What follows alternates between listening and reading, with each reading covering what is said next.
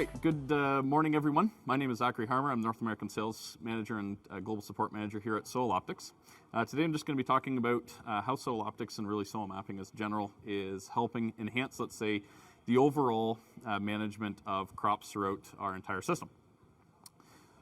I think we can probably all agree that soil is extremely complex, right? Very variable. There is not a single homogeneous field out there. But to a grower as well, each field is treated as almost an individual business unit.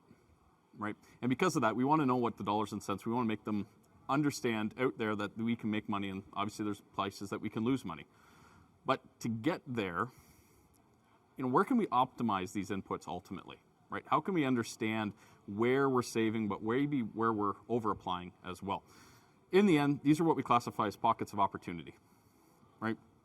Where can we place that fertilizer? Where can we place that seed? Where can we place that water? Obviously, each one of these could be dependent on region, right? Crops that you're working in. But it can be very applicable really across the entire agricultural landscape. And obviously, as we sit around here at Tech Hub Live, there's plenty of tech obviously around. And are we using it efficiently, right? We look at a spinner spreader that has the ability to quite precisely apply dry fertilizer, even up to a direct boundary, right? But based on the information that we're utilizing to apply that, are we doing it quite effectively? Right, and we look at 25-acre grid, we're really capturing about 19% of that variability that exists out there. But when you look into soil mapping, now we start to capture that 85%, right? And now this tech can be quite comparable between the two in the end. So how do we get there? SoilOptix is the top soil mapping system that's looking at the top 6 to 8 inches really within the top soil, utilizing a gamma ray spectrometer, which is really just a byproduct of soil texture, physical properties, soil geology. We're coupling that, though, as well with site-specific soil samples, right? So we're mapping the entire field and collecting soil samples throughout that are indicative of, let's say, these varying differences in geology or really gamma. Once we take that information, that's where we're actually providing, let's say, the back-end information that, you as consultants, your growers, let's say, are utilizing this information to better manage their fields, right? Pockets of opportunity, optimizing those inputs. In the end, data is roughly about 335 data points per acre that's coming back to you over about 25 different soil properties. What are you getting from your lab, right? Your macros, your micros, your textures, that's what we're able to provide on the back end. And as well, all these data is VR ready, right? So we're putting this up into various ag data platforms so that you can then go in and apply the agronomy that you want to work with and apply that data. In the end, what's the use, right? We're utilizing this, of course, I would say probably 90% of it would be for variable rate fertilizer or amendments, whether that's lime, spot-specific litter, organic material. You could start to look at that, maybe varying your manure application, right, in livestock management. Variable rate seeding, kind of some low-hanging fruit in various geographies as well. And as you get into some of the irrigation, whether that's on row crops or even on vegetables or other permanent cropping systems.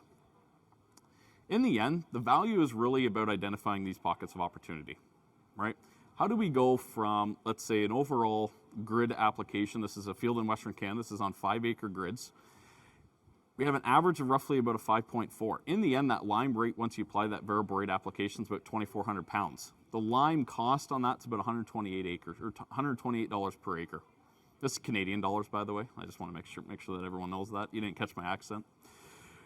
In the end, on the SoilOptix side, we're sitting at about a 5.9. So we did raise that up, right, on the average pH of that field. So in the end, our average lime rate in the end was about 1,324 pounds per acre, right? So we are saving, let's say, in this instance. But what's kind of unique is we're actually, let's say, maybe under applying areas that collectively, in terms of general application, maybe we're overestimated or underestimated on the pH on the grid side.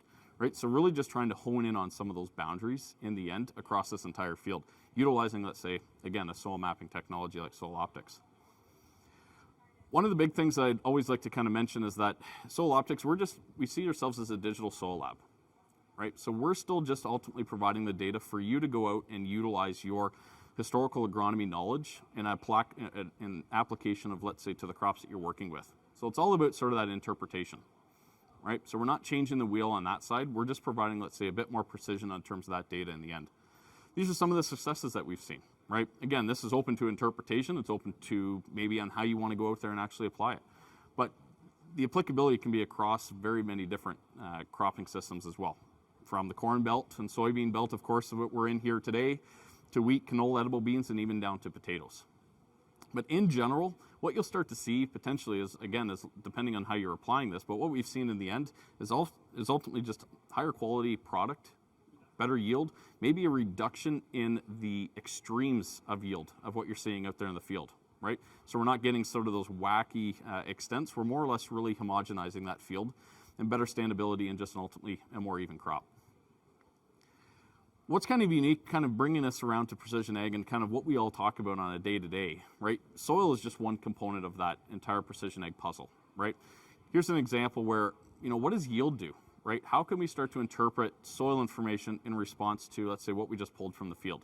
So this is a wheat field that was pulled, and then we did SoilOptix on the back end, but we also did site-specific sampling. So just pulling soil samples and then doing a kriging in between those sample points.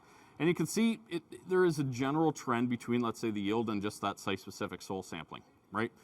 But when you add in, let's say, the back end of that SoilOptix, you can start to see there's, depending on the layer, you can start to see some really high correlations between the response of what we just pulled from the field and maybe what some of the limiting factors were within that field itself, or what was actually driving, let's say, that yield push. And here, K-Mag ratio in this instance.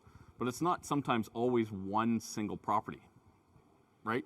What about magnesium ratio, right? Or magnesium percentage, I should say, as a base saturation. Here you can see some very general trends of, fitting similarly to that yield. Plant available water is a SoilOptix specific layer that's a unitless layer that's taking into consideration texture and organic matter. And here you can see that that is also influencing, let's say, the availability of water throughout this growing season and how that correlated obviously over to that yield as well. So again, just coming back around to understanding that soil is really just one piece of this puzzle, right? With utilizing high definition soil mapping, you can understand that and bring this into being a very comparable system with other data sets that you get in precision ag, right? Whether that is yield data, whether that's as applied information, planting information, you can really start to do this almost apples to apples instead of having a generalized approach maybe with typical zone or maybe really generalized grid approach as well. SoilOptix is a B2B business. So we work with providing, let's say, this technology or these sensors to businesses that want to provide a service. And on the back end, we provide, let's say, as well, the SoilOptix data processing initiative. High volume pricing, of course, et cetera. But the nice thing is that these are playing really a seamless integration with your current services, right? We're not trying to recreate the wheel. We want to more or less enhance the possibilities of what you're providing to your growers. And if you have any further questions, there's our contact information. We are directly stage left here over to our SoilOptix booth if you have any further questions. From there, I hope you enjoy the rest of your day and a safe travels home.